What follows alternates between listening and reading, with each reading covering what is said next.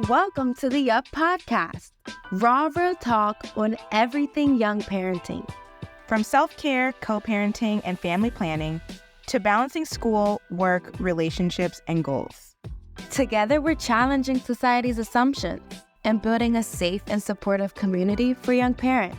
One honest conversation at a time. So join us on the journey. Hey guys, welcome back to another podcast. As always, today we'll be talking about all things young parenting. We do have two very special guests that is coming from an amazing, impactful program that we'd like to share with you guys. But per usual, it's Divine. And I'm Brandy. And yes, we are so lucky to have Lisa and Erika here with us to share what they're doing over at their program. I will let them introduce themselves and kind of just talk about a little bit about what you all do. Great. I'm Erika, and we work for YoungLives. It's a global organization within Young Life, and I am the operations manager for our global office.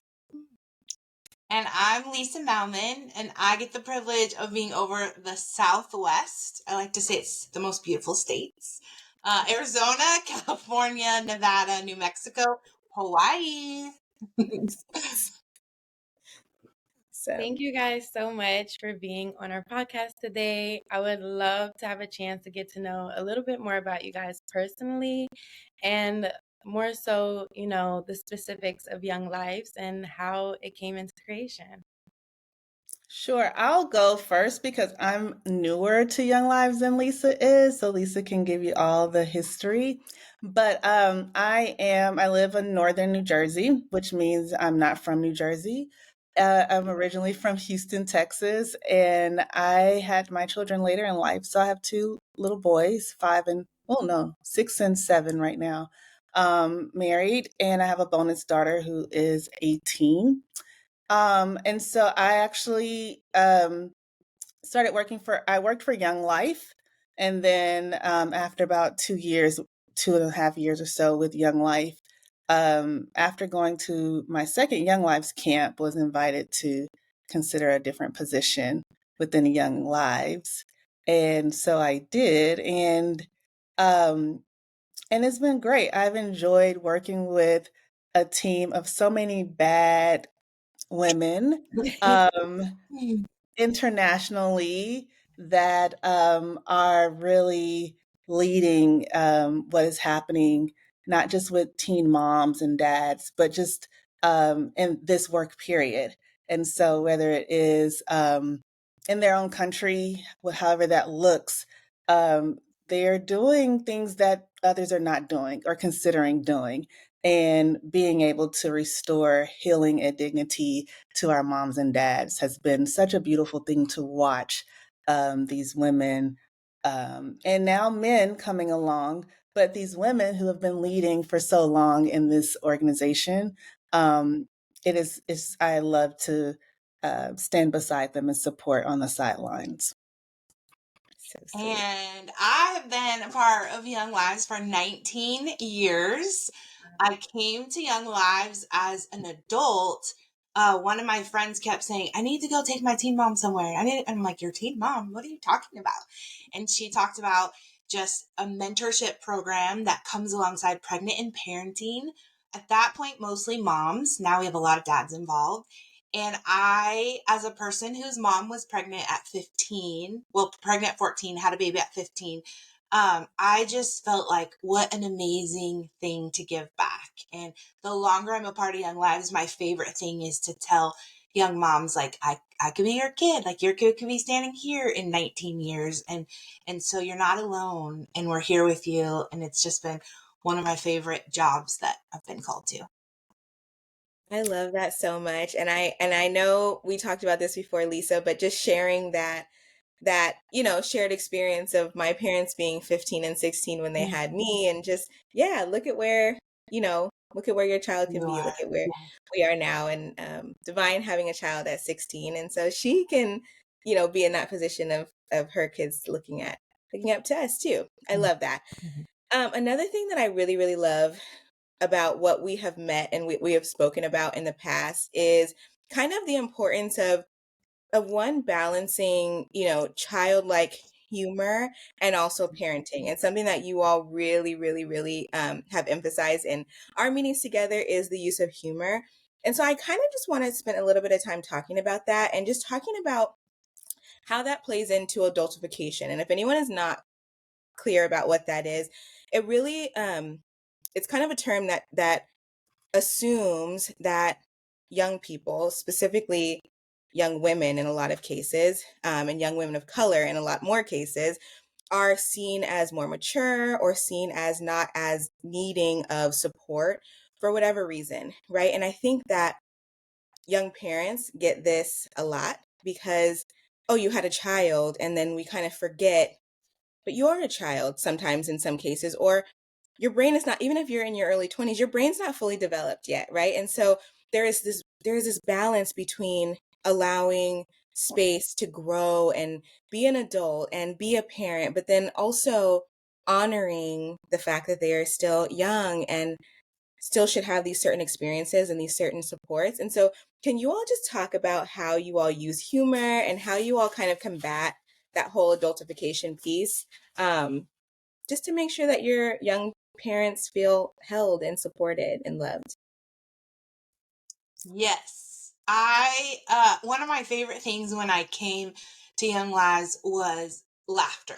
They love to have a good time. They love to play a game. And the thing that really stood out to me was I had gone and volunteered places, and you would kind of set up games for the youth to play, and you would watch from the background, or you would set up an activity or food and then stand back and let them participate. And so one of my favorite things is that, for one, nobody stands back, not even someone that's shy in the room. If you're seeing someone standing back, we go over to that person and invite them in, and then you participate in the game as well. So if you're doing a minute to win it or a mixer, everyone in the room is playing. And the idea is that we're all in this together. If we can model being silly and laughing at ourselves, then it's contagious.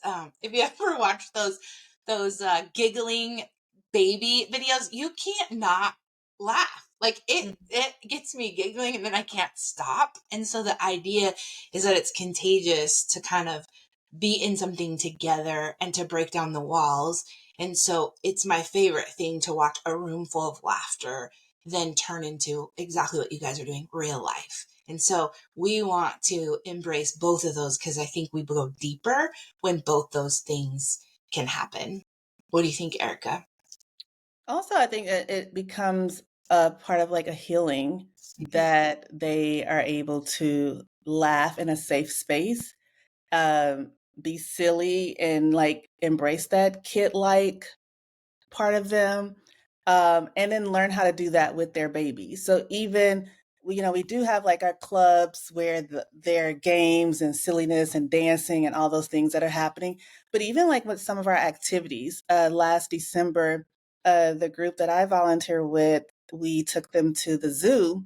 And for many of our, not even many, all of our moms, that was their first time going to the zoo, and they were so excited about being there. It was so cold. I think it was one of the coldest days in December. It was like, I forgot what they call it, but I didn't think, honestly, I didn't think we were going to be there long. I thought they were going to be like, it's too cold. I'm ready to go. Can we go inside? They were not. They were cold, but they were excited to see all the things. And to me, that was just beautiful to see, one, that they had never been, but just how like childlike, like they were able to really be a child and then show that with their babies. And so teaching them that like you experiencing that doesn't have to be removed of you being a mom or you doing it with your baby. And so with resources like the library that offers like free museum passes or just different things in in different communities that will allow them to do those things for free if they are not able to pay for it, does allow you to still be embrace that childlike part of you. I mean, even as an adult, and I take my kids to certain things, I'll participate, and it is like, bringing back this childhood part of myself that maybe I miss or I haven't been able to fully explore. And so I do think that I do love that we are able to do that with them. And then they can do that with their babies. So it's not always separate. They get moments to do that by themselves. And then they get moments to also experience that with their babies. And especially like at camp, which they're doing, all these different activities from, I don't know, like zip lining and tubing and um, what else did they, horseback riding. There's all this stuff that happens at camp that they are doing by themselves that is still like exhilarating, and they're pushing past fears and they're cheering each other on, and all those things you kind of learn as a kid, like when you're doing sports or doing these different activities that you kind of may not be able to continue to do. And then they're doing things like there's carnivals where they take their baby to the carnival and they're able to play with their baby and cheer their child on. So they're like that same thing is being modeled, like how their mentors were with them and everyone was encouraging them. They're now doing that with their babies of like, touch the animal, do this, like push past, like you can kind of see them saying some of those same things. It's so beautiful and it's amazing to watch. I think too, one thing I also didn't say is the sweet part about Young Lives is exactly what you said. They go from growing up overnight, like all of a sudden they're kids themselves, and now they have adult responsibility, and often they lose their support. Their friends are no longer around, and their family, and so it's really powerful to watch a group of people that are in a similar situation together. And so I often love just the community that happens where they meet other moms that are in that same tension, other moms and dads, and we can honor who they are as teenagers themselves and honor that they have kids themselves. And so that's really sweet, I think, to have community that already understands. It's like me too, right away. So Yeah, I really love that. I really love what you said, Lisa, about like the whole community. It is so motivating, educational, and very comforting, being in those communities with others similar to yourself. And I think that's where really Yup and Young Life's alive, just versus the whole virtual aspect. But I also love, Erica, the two terms that you used about kind of being youthful and silly in a safe space, and also healing that inner child. I know for me, when I was in the earlier stages of my young parenthood, it was so hard to kind of flip that switch of being an adult, being youthful. And I know we talked about this before in our planning call, but I was embarrassed. Like, from pregnancy, I didn't have maternity pictures. Like, my child wasn't deemed a bundle of joy yet until kind of she arrived. And so even down to the baby talk with my baby, like I would only do that behind closed doors. It felt so uncomfortable, even around like my parents, anyone. And I think it came down to the nature of like how I was raised and how it came about being so young and more so a strict household. But to have that safe space where you are with like minded and like situations with others, it really makes a difference and kind of lets you put those guards down where you're not surrounded by shame, and debunking that norm of what society believes young parents go through, and what we should go through. I think the expectation that society have is insane. But yeah, I really appreciate that. I think that is one of my favorite parts about Young Life so far, is that kind of debunking the adultification and letting our youth be youth. But I know that's not, easier said than done. So I'm kind of curious, like, how do you navigate with the young parents who are feeling, being able to let the guard down, but also kind of turning that switch back on of back to responsibility, back to parenthood? How do you guys navigate that with them? Because I know for me, that was like a big thing of knowing when to and how to. I think the entire process of how it's set up. First, another thing we didn't mention though is just the relational aspect of it. So, relationally is a relational ministry, meaning that we earn the right to be heard, right? So we earn that we spend one-on-one time when they feel comfortable, but we are really trying to build relationships with them so that those spaces where that balance of feeling like they can participate and they feel safe and they feel comfortable because someone is um, going to the ends of the earth trying to like build that relationship with me. So you would imagine many of our moms and dads are like rejecting those mentors, trying to see like, are they really about this? Or maybe they are rejecting because they don't have time for it. But then after a while, they start to notice like, this person keeps reaching out to me. This person keeps coming to sit by me. This person keeps doing this and this and that. And it just kind of opens this door of like, all right, maybe I'll give them a little bit. Maybe I'll like share something with them.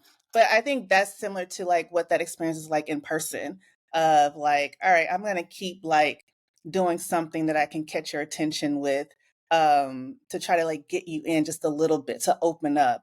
And some moms, they come in ready, like they're just ready to like let loose. And then there are some that are a lot more guarded who might be like how you are divine, not knowing if they should be able to do those things, not feeling comfortable.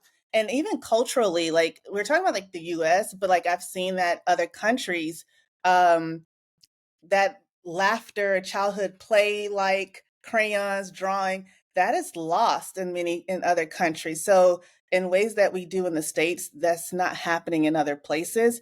And so even that, it still becomes a, you start kind of small and then work your way to something larger that they could be able to enjoy. And then the second thing I was going to say is that, the process of moms coming there, dads coming there, and being able to hand their baby off to childcare or make decisions, um, pick their baby up, talk to the childcare volunteer about like, how was my baby today? How was my baby while I was gone? It really does help to like put them back in that adult, like they're the expert of their baby. And so for many of our parents, they may be with parents, they may be with grandma, auntie, someone else who has like taken over that for them, but here they get that space to like kind of redeem some of that, that may be lost where they're like 1 minute they're the child at home and 1 minute they're the parent, like I'm going to take that responsibility, nope, now you should be up doing this kind of thing. But here with us, they're able to like hold that the entire time. And so we don't correct them, we don't like tell them what they're doing wrong, we let them like lead and know that they are like the expert in that. Lisa could share more about what that balancing that could be like as well. Yeah, I think from the minute we welcome, we try to have high energy, and sometimes it'll be like, when I first met Young Lives girls, I thought they were crazy. Like, we'll often hear people say, like, they stalked me, they were overly happy, we thought they were fake, we're like, we're so excited you're here. And they're like, no one says that to me. And I'm like, I really am so excited to see you. And we also think like hungry ears, if you have a lot of responsibility on you, that it's hard to feel light. And so we always, most of our clubs across the globe have a meal that they get to come and they can choose, like Erika said, to eat with their child or put that baby right into childcare and childcare will feed them. It's your decision what you need that day. And then we have diapers and wipes and things that have been donated that they can shop. There's no money exchange or anything, but clothes and toys. And so I think when you lift that responsibility with them, then they can feel a freedom and a lightness to go, oh, I'm going to laugh with you. I'm going to have fun with you. I'm going to talk to you about what's happening in life and things like that. And so we're continuing to create environments. Even when we go to camp, they check their cell phone in at the gate. And that can be really hard, but everyone says it's the best gift. And so they really enjoy the technology free. I'm just with my baby and so free. And so we don't force that at club. Sometimes I want to. I'm like, put that in the basket. We'll give you an extra prize. But we just, like she said, we're honoring them and where they're at that day. Someone might not feel like laughing. They've had a really rough day, but we might lighten a little bit of their day and bring a smile. And so we treat them like the adults that they are while trying to have kid-like fun with them. Yeah. I appreciate that. And, as you all were talking, I'm just reliving because I was also a young mom and just thinking through like what our lives and what their lives look like outside of the work that you all are doing. And sometimes that looks like, like you all were saying, parenting while being parented. And it also looks like maybe even being overstepped by your parenting. Like, I am going to be really vulnerable and tell you all this story, but there was one time where I remember being at my parents' house and I locked myself in the bathroom because I was like over my parents overstepping. I was trying to like discipline my daughter and she was not having it. And then they were trying to overstep. And I was like, forget it. You all just Right. do it Take then. take You know? y'all baby. Right. Right. And they were both at like my child was at the door and I'm just like bawling in the bathroom because I like felt like I was abandoning her, but I also felt like I can't be in that space right now because I just don't feel like I have control over my parenting. And so I really appreciate what you all say because even if it's a moment in time where I feel like I can be a parent and make decisions on behalf of my child, that's important to me. And so now on the flip side, my daughter is a teenager now and she'll be like, I'm going to call my Mimi. And at that point now I'm like, great, call her. That would be best for both of us. You Right. do. But we're at a stage now, Yeah. right, where my mom can help like de-escalate or whatever. Yes. But Yeah. I really appreciate that. And I also just think, you know, having spaces where parents feel like they are being heard and they feel like they're being valued and they can ask questions if they want to, but they're not being belittled, I think is extremely important. So I really appreciate that.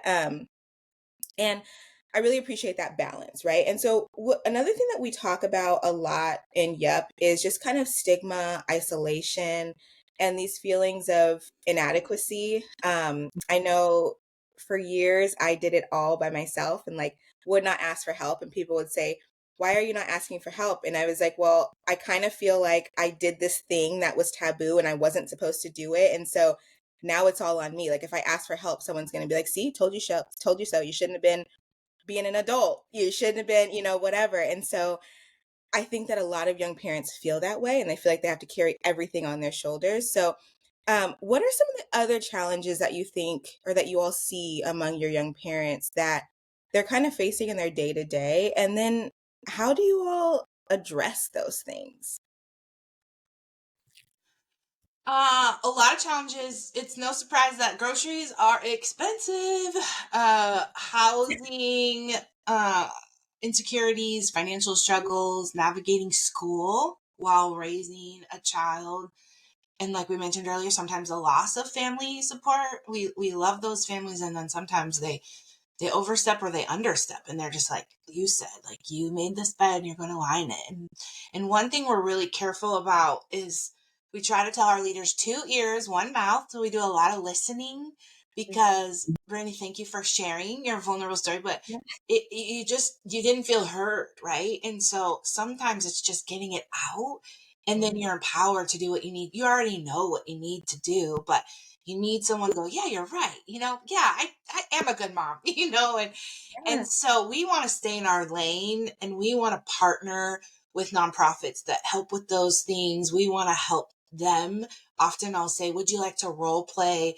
Let's talk about how you were treated at the doctor. Let's talk about what you can say in the moment because you're shocked that this is happening. Maybe in that moment you're shocked that your parents weren't honoring you and you feel frozen. Like, I don't even know what to do right now because I'm shocked at how I'm being received and what I'm trying to do, and it's not coming out the way I hoped. And so we'll say, let's role play. Let's find some resources. It's no wonder I have two household incomes happening and I can't afford groceries. And so it's just really saying, how can we stick to what we do, mentoring and coming alongside, but help them find the things that they're just struggling with. Sometimes talking to a teacher at school that has them in the wrong box, like they've just decided they're trouble. And so you're empowering them that they're capable to use their voice, and to just find the resources that are out there. They're not alone. And I think that's the big thing, is helping them feel like they can go do what they need to do, and that others are having the same struggle. It can feel like it's me and my parenting or me and my situation that I chose. And I when you were talking, I thought of, I also volunteer in my local club, and a gal came I'd been out for a few months because I'd been traveling and had a little surgery. And there was this girl that I met, and when you would ask her questions, she would look at the ground and mumble. And I would like look down with her and try to like what are you saying? And try to like model lifting my head. And she just wouldn't talk, wouldn't do anything. And so I went to club last night, and she had her baby. Her baby was a week old. This gal's 15. And she came to the front and everyone clapped for her. And she got to tell her birth story. The baby was 8 pounds, 5 ounces. And she had a little boy, and everyone's clapping. And I just thought, this girl, I've never seen her lift her head. And now she's speaking to a crowd and just talking about that. And she got to pick out a diaper bag and a quilt that a church group had made and brought. And so she got her own quilt. And I was like, there's nothing cooler than this. Like, I'll tell the world about what we do.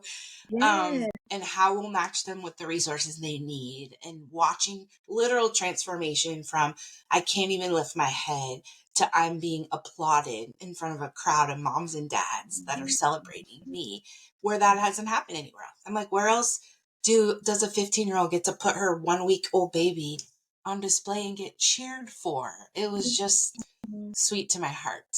Yeah. I don't know, Erica, if I answered the question, you might be able to.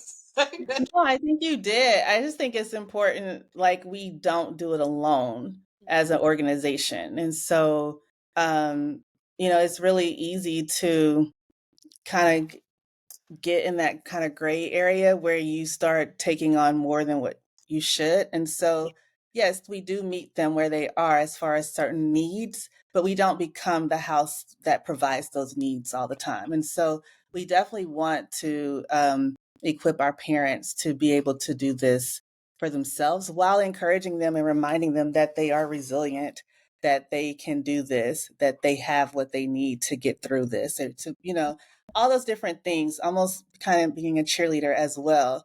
Because, this, they hear so many negative things from so many people. And then just this generation period, our organization has done a lot of research around Gen Z. And one of the things that came from that research is that they know what we say about them.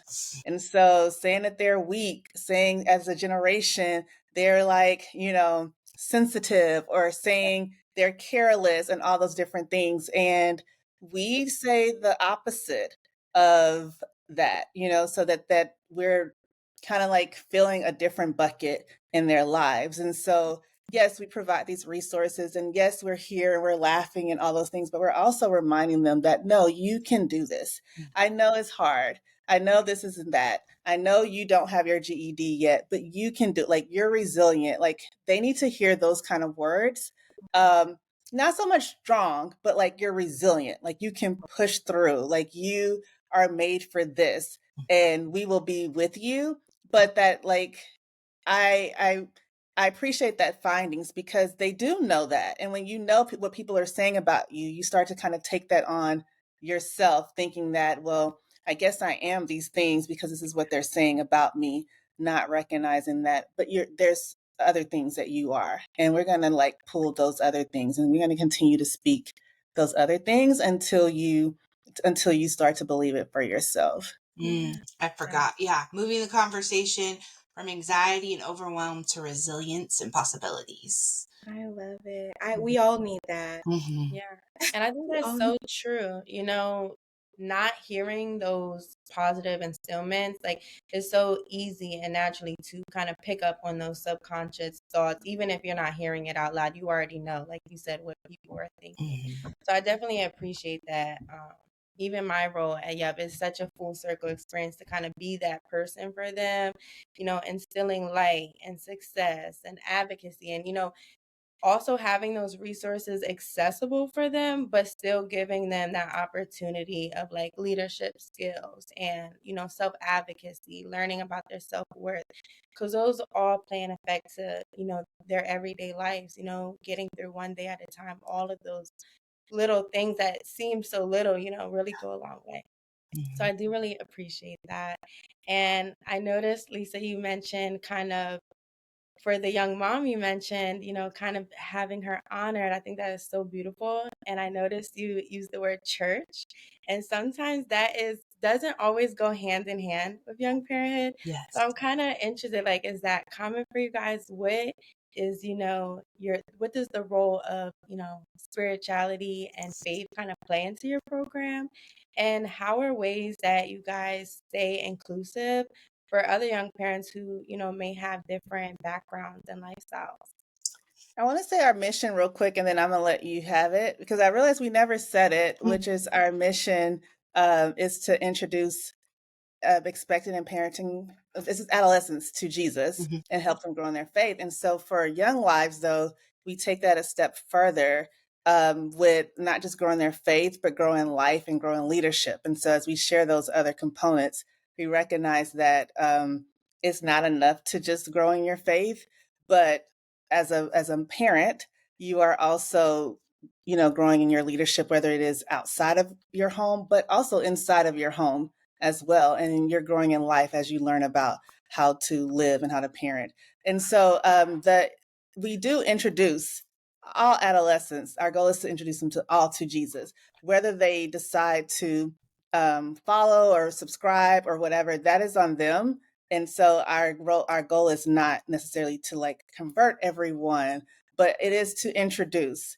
And we do that by doing life with, not just coming along and like teaching a word or speaking a word and then expecting them to do something for that, but just living life with them. And I've had Muslim girls that come to our club who stayed Muslim the entire time and still felt safe and still felt welcome and still felt seen, and they still wanted to be there. And so no matter what someone believes, they're welcome to come. They're welcome to share about that. They're welcome to wrestle through what that is. And there are people who come from a Christian home who still come in with things they are wrestling with because of what they've seen that sounds different than this gospel of Jesus and who Jesus is. And so I really try to, I think not just I, but I think we really try to model that, because when you hear the stories of Jesus, Jesus hung out with people that they said he wasn't supposed to hang out with, or people that was considered a sin to hang out with. And so in that same way, we are not saying that people are sin, but we're hanging out with anyone who is welcome, who feels like they want to kind of be down or come hang out. Like no one is like excluded from the table, even if the entire time you're with Young Lives or Young Life and you decide this is not, I don't really subscribe to this, I don't want to do this. You're still welcome. You're still welcome to keep coming. And you're still welcome to wrestle with life's questions, because I think that is the common thing amongst everybody, regardless of what you believe, is trying to make sense of this life that we have. Now, I'm sorry, I jumped in front of Lisa. Lisa has so many other things today, so I'm going to hand it over. Well, like you said, faith, it's the core. It's at the core of what we do. Our lives have been transformed and we want to help others, but we meet young parents where they are. We want them to know that God loves them unconditionally, that they're not forgotten. We have a verse that we often use is in 1 Thessalonians 2:8. We loved you so much, we were delighted to share with you not only the gospel of God, but our lives as well. And so we want every adolescent parent to feel like we're delighted when they walk in the room, that we're delighted when we see them, that we're delighted to share our lives with them, regardless of their background, their beliefs, their circumstances. We want you to feel welcomed and safe and inclusive and without judgment. And so many of our students have had religion hurts. And so we walk really gently to say, like Erika said, Jesus hung out with people that no one thought he should, right? Nobody thinks we have it all figured out. And we're saying, would you join me as I fumble after this faith that I'm trying to figure out? And everyone's welcome and all questions are welcomed. And there's a lot of spaces that that's just not true. And we want that to feel like there, you're welcome if you believe in all of this or none of this. And so that is just key. But if you're asking us what transformed Lisa Mauming, Jesus, and that's the only hope I can give to others. But that's your own journey to be on. Yeah. I think vulnerability and transparency is really important, especially when working with young people, when working with anyone, but especially with young people, I think one thing is that like they know, right, when you're not being authentic and when you're not being genuine. And so I appreciate just kind of that piece of, this is who I am, this is what I bring to the table, and I will meet you where you are. And I love the piece of wrestling, because even me, as like I've grown up and I've matured and all the things, but there are still moments where I still even wrestle with my faith, and I'm like, really, like this is what we're doing today? Like, I thought we got past this a long time ago. I thought I was. And so I think that is super important, because it's like this journey that has bumps in the road, and you may have to take the long way around, or you may have to just take a different path. But it's not inherently bad, and we'll get through it, and we can get through it together. So I really appreciate that, because shoot, I'm like still wrestling, still. We always say you'll die. When you get it all figured out, then you get to go to heaven. I So never you want got to this feel whole that. life. You got to figure it out. No one's arrived. But they Yes, wouldn't be yes.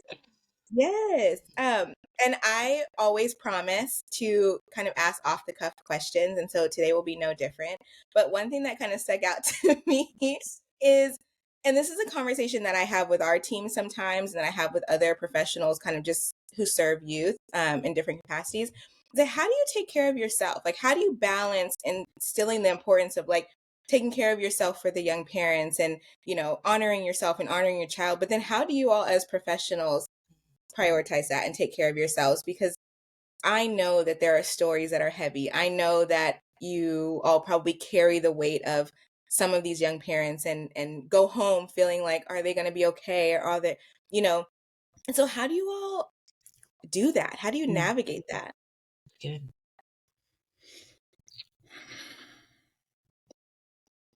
We care a lot about personal health, right? Because you can't, Brandy, even as you shared your own story, if you yourself haven't dealt with that, and Right. you're crying in a hot mess, which is fine. You could cry and be a hot mess, but you have to have some responsibility to yourself to say, I myself need to walk through some stories, and I have to learn who I am as a person so that I know what my own triggers will be. And so we try to really equip our leaders and ourselves to be educated, to be aware of ourselves, because we can be our own barrier. And so just understanding who were my parents, like where did I come from, and so what are my things that I'm prone to, or what are my triggers, or how do I be accountable to someone else that I'm leading with. And so I'll often say, my intentions for this meeting are this. Here's where I might be tempted to go is here.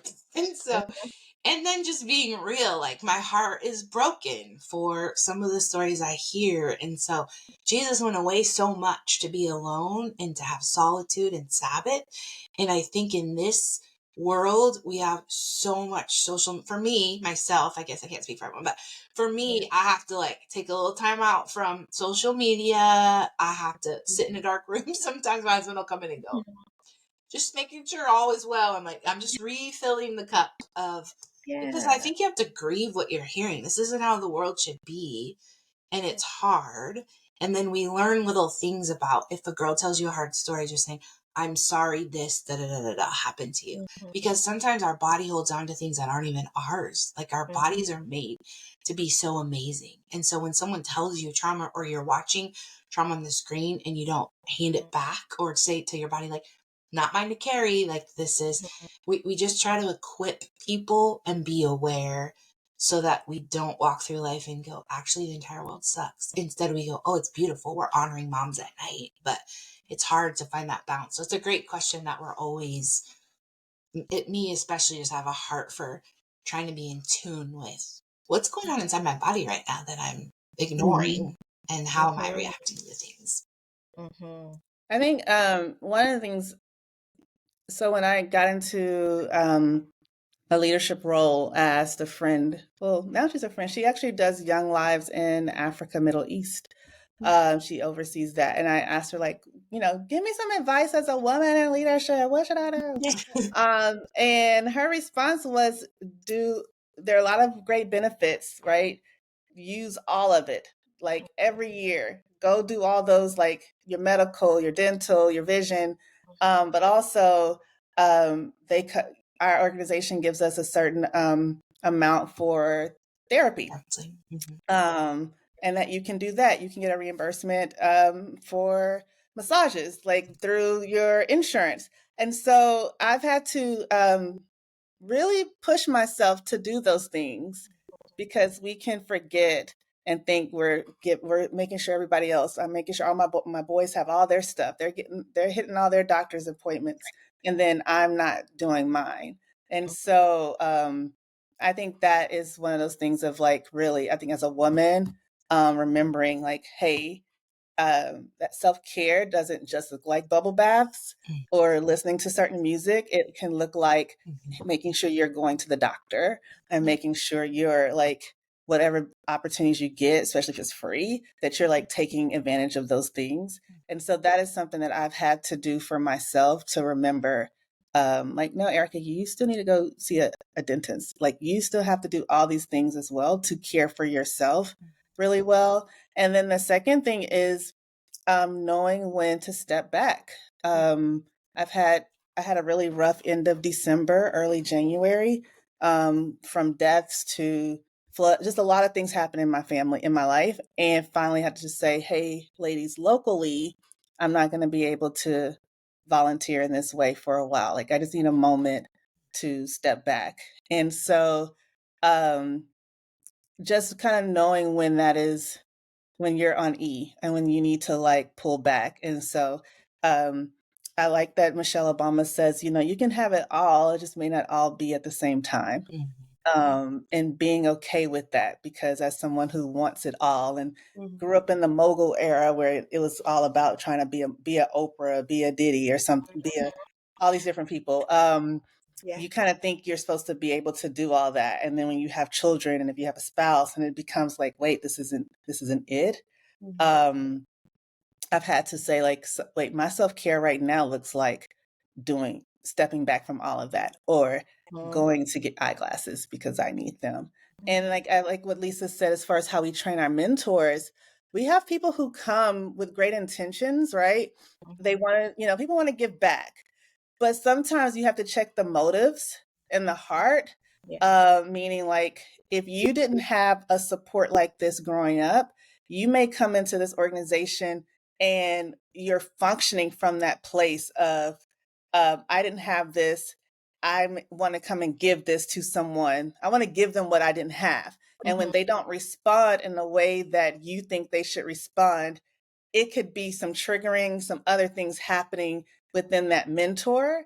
So those are things that like we address in our trainings with them of like, hey, what are your motives for being here? And even when they appear to be good, and I know in your heart of hearts, you're thinking this is a really good, like, I was a teen mom, so I'm going to come here and I'm a volunteer because I want to be with teen moms. And I didn't have this growing up. And so then you're wondering why homegirl got pregnant again. And you're like, well, why did she get pregnant again? I didn't have this. And she can feel that. And so so that means like there's some self-care that needs to happen from that mentor's side. Like, what is happening here? What is this triggering? The fact that you didn't have that, like, what does that mean for you right now? And how would that show up in this space? Because yeah, you didn't have it and that sucked. But this mom does have it, but it doesn't mean that she's going to respond in the way that you think you would have responded had you had it. And so just even our training, constantly helping women, helping men who volunteer to really check themselves, check their own motives, understand when this is a trigger to something else that can end up being projected onto the moms and play out in a really poor way. But often it does require the self, but also us helping our mentors, helping our leaders, helping our staff know how to like deal with that within themselves. Because you do, as Lisa says, you hear so many things, you see so many things, you can't save them. And so that's another thing. You have people that come in ready to like, what you need? I got a car seat. Here, my car seat. Take that. What you like? Wait. Now you coming back like, I'm out of thousands of dollars. Well, no, wait. How did you get there? Like, you weren't supposed to give them. How did that happen? What's happening with you? Why do you feel like you need to do that? So it does, because we're just all broken people, helping people. And so it is important to have those systems in place, have those trainings in place, really be able to help hold people accountable as we continue to do this work. Yeah. Yeah. Can I I say one thing, yeah, Divine? Sorry. yeah, go ahead. I really appreciate that. And what I also appreciate, this is something I had a conversation with somebody before recently who was really worried about like their somebody in their family. And one thing that I told them, we were talking about faith, and that's kind of tying back to your kind of core values. One thing that I told them was, if you truly trust God, then you have to trust God with that person, right? And so one thing that stood out for me when you were talking was that as somebody who is wanting the best for them, there has to be a level of like, yes, this is really hard, and yes, we're in the trenches together, and I'm going to walk alongside you, but I also have to kind of surrender your life, and I also have to like trust that he's got you. And if I don't trust that, then I'm not going to exude that trust and confidence to them too. So I really appreciate that you all shared that. Yeah. Yeah. Yeah. And I just really appreciate and love, kind of the importance self-care has in the team itself, because it gives the young parents the opportunity to model that, because not only in a role of a mentor, but as a mother or parent as whole, like you're naturally trying to put on 1,000 caps in one day. So I think that is super important. And like now I'm at my times where like I take advantage of self-care, and it looks different all the time. I love how you said that, Erica. Because your day looks different all the time. And one of the things that I go by now is like, you can still give your 100% no matter what that looks like. Whether I only have 50% to give today and I give that 50%, that's still 100%. And, just having the next day and the next day to, start over and, do what you can with what you can. So I really appreciated that. But yeah, to kind of wrap things up a bit, I would love for you guys to kind of share how the community within YUP and young parents and different organizations that we partner with, how can, our community get involved with Young Lives? So we have a website. You can go to our YoungLives.org website to see where there is Young Lives in your area. You can put in your zip code and then it'll let you know. Now, unfortunately, we're not in every zip code area, but there may be one closer to you. So that is one way you can. As far as organizations connecting or wanting to volunteer, that is also an option too. You could just go to the website and see what is there, and then email from there. I can also have my email, which is esmith@sc.younglife.org. So esmith@sc.younglife.org, and then I can connect you to the local team that will then let you know what's available.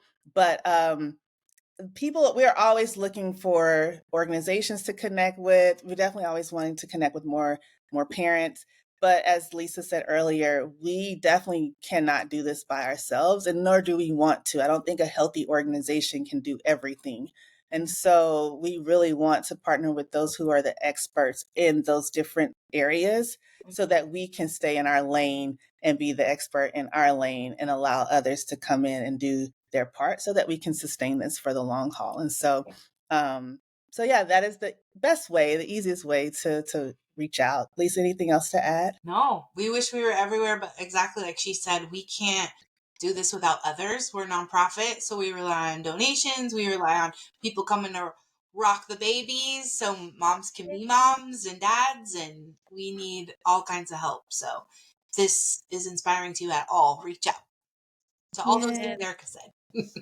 Really quick, I know I recently just learned about this our last meeting, but I would love for you to share a little bit, Elisa, about like your direct shipping resource. We Yes. are going to be putting that on the website.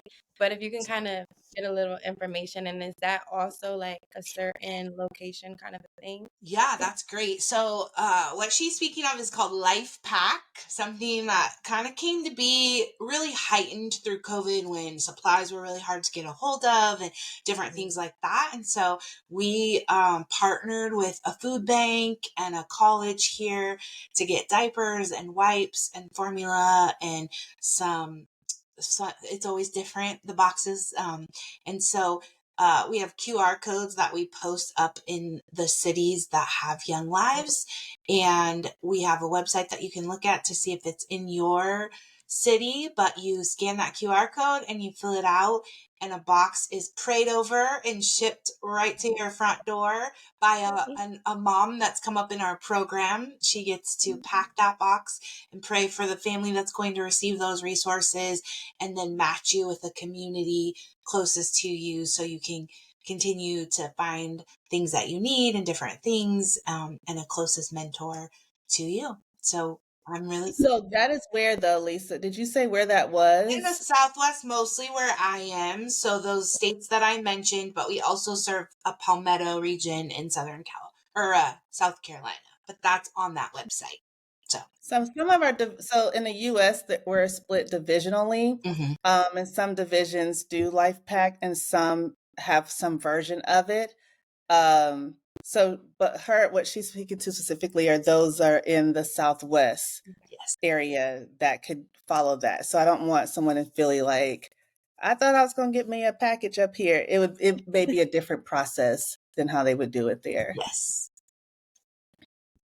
Thank you all for sharing that, for sharing this resource, for coming on. Honestly, this was such a light and just freeing and sweet and amazing conversation. I appreciate you all. We knew we loved you all from the first moment we met Erika, and then we met Lisa, and we have spoken about you all and Googled you all and just, researched. Since then. And so we hope to have you all on for another conversation in the future. And if others have questions, feel free to comment questions. We will get them to the Young Lives team. If anyone wants to volunteer or anything, we will get that information over to them. So we want to just thank you all. And then until next time. If you enjoyed the Yup podcast, please subscribe, share, and leave a comment. And visit youngunitedparents.org for the information, community, and resources young moms and dads need to thrive.